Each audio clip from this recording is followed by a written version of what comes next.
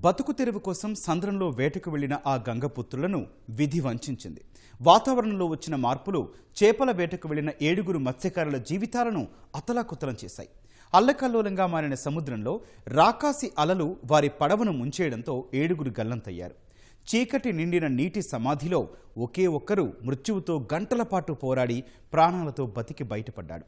మిగిలిన 6 ఆచూకీ లేకపోవడంతో సముద్ర తీరంలో విషాద ఛాయలు అలుముకున్నాయి.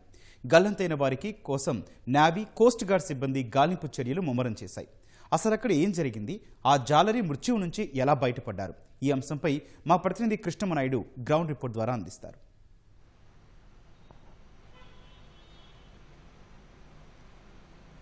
విశాఖ ఫిషింగ్ హార్బర్ నుంచి ఈ నెల 1వ తేదీన సముద్రంలోకి వేటకు వెళ్ళినటువంటి బోట్ అయితే ఒకటి నిన్న సాయంకాలము 2 నుంచి 3 మధ్య సమయంలో సముద్రంలో అయితే అలలకైతే మునిగిపోయిందని మనకు తెలుస్తుంది. అయితే మొత్తము 7 మత్స్యకారులు ఈ బోట్లో ఉన్నారు. మధ్యాహ్న సమయంలో బోటు వేట ముగించుకొని హార్బర్కి తిరుగు ప్రయాణంలో ఈ ఘటన జరిగింది. అయితే ఈ ఘటన జరిగినప్పుడు మొత్తం బోట్లో 7 మంది ఉన్నారు. బోటు అలల తీవ్రతకి తిరిగి పడడంతో ఆ బోటు పైన చాలాసేపు ఆ జాలర్లంతా అక్కడే ఉన్నారు. అదే సందర్భంలో రాత్రి 9 గంటల సమయంలో అటువైపుగా వెళ్తున్నటువంటి ఒక వాణిజ్య నౌక సాయం కోరారు. ఆ బోటు పైన ఉన్నటువంటి జాలర్లంతా కూడా సముద్రంలో ఈదుకుంటూ ఆ యొక్క వాణిజ్య నౌక వైపు వెళ్ళారు. అయితే ఈ బోటు యజమానితో పాటు అదే బోటుకి డ్రైవర్గా ఉన్నటువంటి కారే చిన్న మాత్రమే ఆ వాణిజ్య నౌకనైతే అందుకొని సురక్షితంగా బయటపడ్డాడు.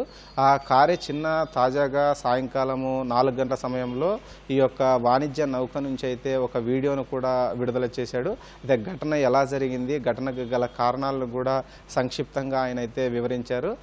మధ్యాహ్న సమయంలో 12 గంటల సమయంలో అలల తీవ్రత సముద్రంలో ఎక్కువగా ఉండడంతో ఈ యొక్క బోటు తిరగబడినట్లు ఆయన చెప్పారు. అదే సందర్భంలో బోటు తిరగబడిన తర్వాత ఈ యొక్క జాలర్లంతా కూడా ఆ బోటు పైకి రావడము, చాలాసేపు ఆ బోటు పైనే ఉండడము, ఆ తర్వాత వాణిజ్య నౌక సాయం కోరడము. వాణిజ్య నౌక వైపు వెళ్తున్నటువంటి 4 కేవలం కారే చిన్నయ్య మాత్రమే ఆయా వాణిజ్య నౌకని అందుకోవడం అయితే జరిగిందని కూడా తెలిపాడు. అయితే కారే చిన్నయ్య ఎవరైతే వాణిజ్య నౌకను ఎక్కారో ఆయన్ని కూడా రెస్క్యూ చేయడానికి, ఆ వాణిజ్య నౌక నుంచి తీసుకురావడానికి ఇప్పటికే కోస్ట్ గార్డ్ సిబ్బంది సముద్రంలోకి అయితే వెళ్ళారు. మిగిలినటువంటి 6 ఎవరైతే ఉన్నారో 6 మత్స్యకారుల కోసం కూడా ఈ యొక్క గాలింపు చర్యలు అయితే ముమ్మరంగా ఉదయం 6 గంటల నుంచే అటు కోస్ట్ గార్డ్ సిబ్బందితో పాటు నేవీ సిబ్బంది కూడా సముద్రంలో తీవ్రంగా గాలిస్తున్నాయి. దీనికి సంబంధించి ఇప్పటికే ఉదయమే ముఖ్యమంత్రి చంద్రబాబుతో పాటు ఉప ముఖ్యమంత్రి పవన్ కళ్యాణ్, అటు హోంమంత్రి అనిత కూడా ప్రత్యేకంగా దీనిపైన పర్యవేక్షిస్తున్నారు.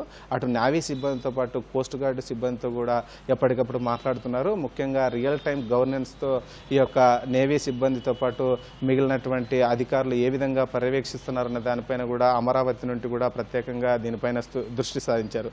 ముఖ్యంగా రాడార్తో పాటు వారు ఏ సమయంలో ఈ యొక్క సెల్ ఫోన్ సిగ్నల్కి కట్ అయ్యారన్నది ఏ ప్రాంతాలకి, అంటే వారు చెప్పిన దాని ప్రకారము జూలై 1వ తేదీన ఈ యొక్క వేటకైతే సముద్రంలోకి వెళ్ళారు. దాదాపు 4 రోజుల తర్వాత, అంటే నిన్న సాయంకాలం సమయంలో ఇంటి దగ్గర ఉన్నటువంటి కుటుంబ సభ్యులతో మాట్లాడారు. రోజువారీగా కుటుంబ సభ్యులతో ఏదో ఒక సమయంలో వేట ముగించుకున్న తర్వాత లేదా వేటలో ఉన్న సమయంలోనే వీరైతే కుటుంబ సభ్యులతో సెల్ ఫోన్ల ద్వారా మాట్లాడుతూ ఉంటారు. సెల్ ఫోన్ సిగ్నల్స్ కూడా సముద్రంలో అందుబాటులో చాలా చోట్ల అయితే ఉంటాయని కూడా ఈ రెగ్యులర్గా ఈ యొక్క మత్స్యకారులు ఎవరైతే వేటకి వెళ్తారో వారందరూ కూడా చెప్తున్నారు. అదే సందర్భంలోనే వారు కూడా కుటుంబ సభ్యులతో మొత్తం 7 మంది కూడా కారే కుటుంబానికి సంబంధించినటువంటి వారే అందరూ ఉన్నారు. వారంతా కూడా వారి కుటుంబ సభ్యులతో, చిన్నపిల్లలతో, వారి యొక్క భార్యలతో కూడా మాట్లాడారు. అదే సందర్భంలోనే ఈ యొక్క తుఫాను తీవ్రత కానీ ఇక్కడ వాతావరణ శాఖ ఇచ్చినటువంటి హెచ్చరికలను కూడా ఈ యొక్క కుటుంబ సభ్యులైతే వారికి తెలియజేశారు. అదే సందర్భంలోనే మేము కూడా ఈ యొక్క వేటనైతే ముగించుకొని తిరుగు ప్రయాణం అవుతున్నాము, అలల తీవ్రత కూడా సముద్రంలో ఎక్కువగా ఉందని కూడా కుటుంబ సభ్యులకైతే తెలియజేశారు. ఆ తర్వాత 2 గంటల నుంచి 3 గంటల వ్యవధిలోనే వీరు తిరిగి మళ్ళీ కుటుంబ సభ్యులు మత్స్యకారులకు ఫోన్ చేయగా ఆ ఫోన్ అయితే కలవలేదు. ఆ తర్వాతనే ఇక్కడ ఫిషరీస్ డిపార్ట్మెంట్కి సంబంధించినటువంటి అధికారులకు తెలియజేయడము, మెకనైజ్డ్ బోట్లకు సంబంధించినటువంటి సపరేట్ సంఘం కూడా ఉంది, ఆ సంఘం ప్రతినిధులకు కూడా తెలియజేయడం జరిగింది. ఆ తర్వాత జిల్లా యంత్రాంగానికి ఈ విషయం తెలియజేయడంతో అర్ధరాత్రి నుంచే జిల్లా రెవెన్యూ రెవెన్యూ అధికారులతో పాటు పోలీసు అధికారులు కూడా దీనిపైన ప్రత్యేకంగా దృష్టి సాధించి వారి యొక్క ఆచూకీ కోసం అయితే తీవ్రంగా ముమ్మరంగా ప్రయత్నాలు అయితే చేయడం జరిగింది. ఈరోజు ఉదయం కూడా కొంత వాతావరణం అనుకూలించకపోవడంతో పూర్తిగా విశాఖ సముద్ర తీర ప్రాంతం అంతా కూడా మబ్బులు కమ్మి ఉండడంతో కొంత నేవీ హెలికాప్టర్లకు సంబంధించి కూడా కొంత వారు ఈ గాలింపు చర్యలకు కూడా అంతరాయం ఏర్పడింది. ఆ తర్వాత మధ్యాహ్నం తర్వాత కూడా 2 నేవీ హెలికాప్టర్లతో పాటు ఈ నేవీకి సంబంధించినటువంటి ఈ యొక్క బోట్లు కూడా సముద్రంలోకి వెళ్ళాయి. వారి కోసము ఈ గంగవరం పోర్టుతో పాటు ముఖ్యంగా ఈ మెకనైజ్డ్ బోట్లు సుదూర ప్రాంతాలకు వెళ్తుంటాయి కనుక ఆయా ప్రాంతాల్లో ఎక్కడ వీరు వేట కొనసాగిస్తారో ఆయా ప్రాంతాల్లో వీరి కోసం అయితే వెతుకులాట అయితే ప్రారంభిస్తున్నారు. రియల్ టైం గవర్నెన్స్ ద్వారా ఈ యొక్క శాటిలైట్ ఇమేజ్ కూడా తీసుకొని ఆ చుట్టుపక్కల ఉన్నటువంటి ఎవరైతే వేట కొనసాగిస్తున్నారో మిగిలినటువంటి మత్స్యకారులకు ఏమైనా కనిపించారా అన్న దానిపైన కూడా ఆరా తీస్తున్నటువంటి పరిస్థితి. ముఖ్యంగా ఈ విశాఖ తీరంలో దాదాపు 25,000 నుంచి 30,000 మంది ఈ యొక్క మత్స్యకారులు అయితే ఉన్నారు. వీరంతా కూడా మెకనైజ్డ్ బోట్లతో పాటు సాధారణ బోట్లతో ఈ యొక్క సముద్రంలో ఉన్నటువంటి మత్స్య సంపదపై ఆధారపడి జీవనం కొనసాగిస్తుంటారు. జూన్ 14న ఈ యొక్క వేట నిషేధము ముగియడంతో జూన్ 15న వీరు వేటని పునర్ప్రారంభించినారు.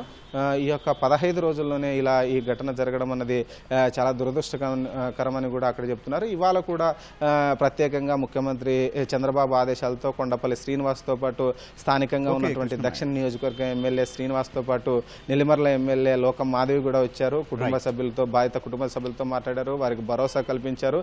ఎట్టి పరిస్థితుల్లో కూడా అవసరమైతే రేపు కూడా ఈ యొక్క సహాయ చర్యలు కొనసాగించి ఈ యొక్క తప్పిపోయినటువంటి జాలర్లని మత్స్యకారులను అయితే వెతికేటువంటి పనిలో ఉంటామని కూడా చెప్తున్నారు. వారిని సురక్షితంగా తీసుకొస్తామని కూడా ఆ కుటుంబాలకైతే భరోసా కల్పించినటువంటి పరిస్థితి అయితే తాజాగా ఉంది.